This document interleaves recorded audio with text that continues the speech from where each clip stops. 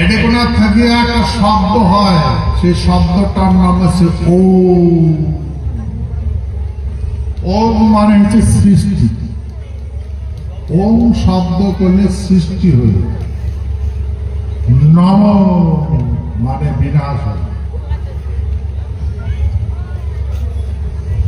তো কতগুলা মানুষ কি কি ভাবে আর সেই শব্দগুলো ব্যবহার করে।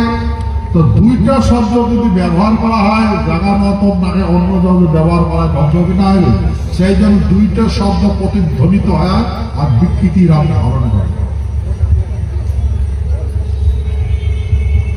ওম যদি বলেন তার সৃষ্টি হয়, নম যদি বলেন তার বিনাশ হয়।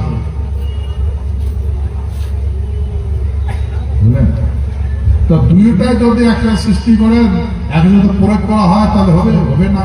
সেই জন্য আমার এই ভূখণ্ডের মানুষ প্রত্যেকটা শব্দ দিয়ে ওম শব্দ ব্যবহার করে। খাইছো, গেইছো, আসছো, নিছো, দিছো, কানিছো, পাইছো, গেইছো,